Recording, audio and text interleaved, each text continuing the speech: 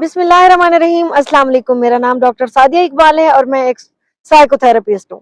आज हम जिस अहम मौजू पे बात करने वाले हैं वो है ओवर थिंकिंग, यानी कि बहुत ज्यादा सोचना। और जरूरी नहीं है कि ये जो ओवर थिंकिंग है ये नेगेटिव हो।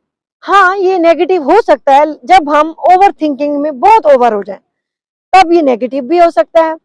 लेकिन इससे पहले हमें ये देखना होगा कि हम ओवर थिंकिंग की तरफ जाते क्यों हैं।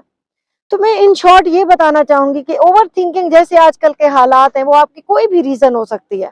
आपके घरेलू हालात हो सकते हैं, महंगाई का दौर है, महंगाई हो सकती है, आपको पढ़ाई की टेंशन हो सकती है, आपके इंटरपर्सनल रिलेशनशिप की टेंशन हो सकती है। वो कोई भी स्ट्रेसफुल इवेंट हो सकता है जो आपको ओवर थिंकिंग की तरफ ले जाता है। बेसिकली ओवर थिंकिंग हम सीखते हैं, ये हमारा पैदाइशी नहीं होता।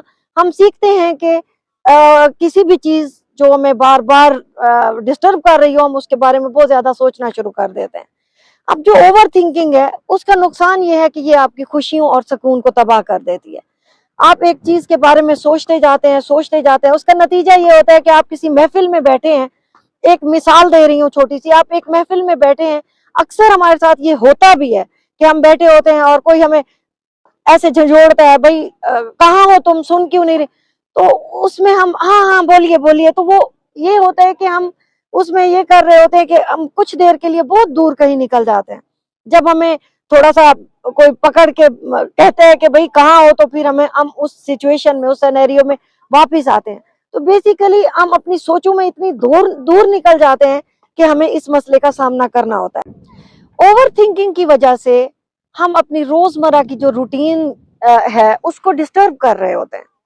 हमारा जहनी सुकून खराब होता है, हमारी जिंदगी पर इसका बुरा असर पड़ने लग जाता है। अब उसका नतीजा जो मैं अभी आपसे कह रही थी कि हम मनफी सोच की तरफ भी जाते हैं, और वो मनफी सोच जो है आपको depression, anxiety, panic disorders, obsessive compulsive disorder, या इसके अलावा जनरलाइज्ड एंजाइटी डिसऑर्डर या सोशल एंजाइटी की तरफ ले जाती है।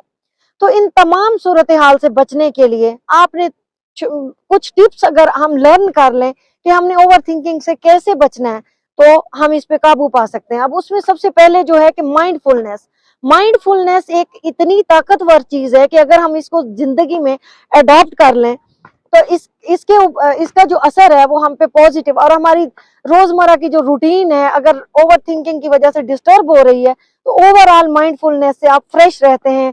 आप उस लम्हे मौजूद में रहते हैं और आप जैसे ख्यालों में बहुत दूर नहीं निकल जाते हैं। इसको थोड़ा सा हमें लर्न करने की जरूरत है कि जब भी आपको इस तरह के ख्यालात आए, आप अपने आप को मुखातिब कर सकते हैं। आप कोई आवाज से अपने आप को मुतवज्जा कर सकते हैं। आपको आइडिया तो हो जाएगा कि मैं ओवर थिंकिंग में कहीं बहुत दूर निकल गया हूँ या निकल गई हूँ। तो आप माइंडफुलनेस को यूज करते हुए आप उस लम्हे में, उस शऊर में, उस प्रेजेंट में वापिस आ सकते हैं। दूसरी जो चीज है वो डीप ब्रीदिंग है। डीप ब्रीदिंग आपको हर रोज अगर आप 5 से 10 मिनट की डीप ब्रीदिंग लेते हैं तो उससे आपको ये होगा कि आप ओवर थिंकिंग से बच जाएंगे और आप फ्रेश रहेंगे। इसके अलावा जो तीसरी चीज है वो है एक्सरसाइज। अगर आप एक्सरसाइज करते हैं, डेली रूटीन में हेल्दी डाइट लेते हैं, तो ये ओवर थिंकिंग के ऊपर आप काबू पा सकते हैं।